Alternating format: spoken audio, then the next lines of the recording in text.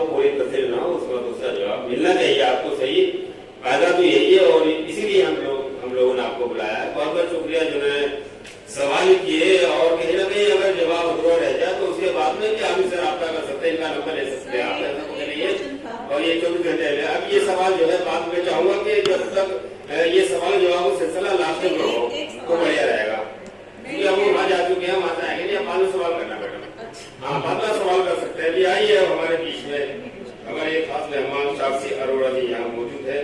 तो मैं बड़े ही अदब से शाहदरा कि आप LLC कलकत्ता है और हमारे बीच यहाँ मौजूद है। हम उनके दिल की गहराई से इस्तकबाल करते हैं। और महिलाओं के लिए तो चूंकि आज जितनी फैसिलिटी और चूंकि कांधे से कांधा मिलाकर जिस तरह महिलाएं हमारे देश में आगे बढ़ रही हैं, मैं एक बार चाहूंगा बहुत जोरदार तालियों से आप इस्तकबाल कीजिए। और दो शेर मैंने उनके लिए कहे कि देश की आन बान है साक्षी, देश की आन बान है साक्षी, महिला शक्ति की जान है साक्षी, जिनको कोई हिला नहीं सकता, एक ऐसी चट्टान है साक्षी। जोरदार तालियों से साक्षी का स्वागत करें। मैं निवेदन करता हूं कि आए और अपने विचारों से अवगत कराएं।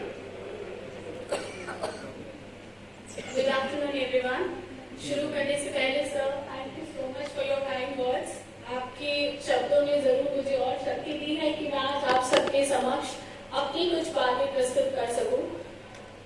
Very warm good afternoon everyone. मुझे टॉपिक दिया गया है वुमेन एम्पावरमेंट का, पर यहाँ मैं खुद एक एम्पावरमेंट अमंग वुमेन्स देख सकती हूँ।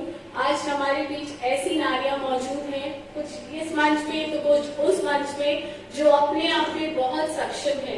लेकिन हम कितने भी सक्षम हो जाए, कितने भी आगे चले जाए, चांद को छू ले, कुछ न कुछ कमी हम सब में होती है और किसी न किसी कारण हम अपनी उन कमियों से उभर नहीं पाते हैं, चाहे कहें ज्ञान के कारण या कहें शक्ति के कारण। उस शक्ति को आगे बढ़ाने के लिए हमारे संविधान ने, हमारी सरकार ने हमें बहुत सारे कानूनी अधिकार दिए हैं, लेकिन कई बार हमें उस कानूनी अधिकारों का आभास ही नहीं होता। हमें पता ही नहीं होता कि ये भी अधिकार हमारे पास है। हम इस अधिकार को इस्तेमाल करके अपनी शक्ति को, अपनी पावर को डबल कर सकते हैं। मैं आप लोगों के बीच ऐसी ही कुछ आज डिस्कशन करूंगी। आई एम सॉरी, मैंने एक PPT प्रेजेंट करी थी, पर कुछ कारण से मैं वो दिखा नहीं पाऊंगी, तो मैं बस आप लोगों से बातचीत करना चाहूंगी उसके बारे में। और जैसे कि आप लोगों ने दिनेश सर का पूरा साथ दिया, उनके साथ इंटरैक्टिव रहे हैं, मेरी भी रिक्वेस्ट रहेगी कि हम इस सेशन को अच्छे से इंटरैक्टिव बनाएं, क्योंकि वुमेन एम्पावरमेंट, महिला सशक्तिकरण हम सब जानते हैं। हम आज इस मंच पर हैं तो कहीं ना कहीं बहुत सारी परेशानियां हमने अपने घरों में झेल करके आज इस मंच तक पहुंचे हैं। क्या सही है या नहीं? मैं जितनी महिलाएं हैं उनसे जानना चाहूंगी, क्या आप सबके लिए ये बहुत इजी बात था कि आप सब लोग यहाँ आए?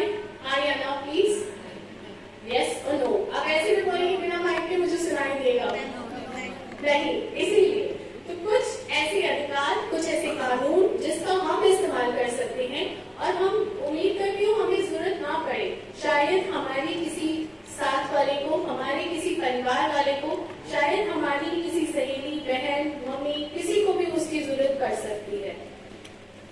अगर हम शुरुआत करें संविधान के अनुसार, बहुत से ऐसे वायलेंस हैं जिससे हर एक महिला जूझती है, और पहला वायलेंस हर महिला के लिए शुरू होता है उसी के घर के आंगन से।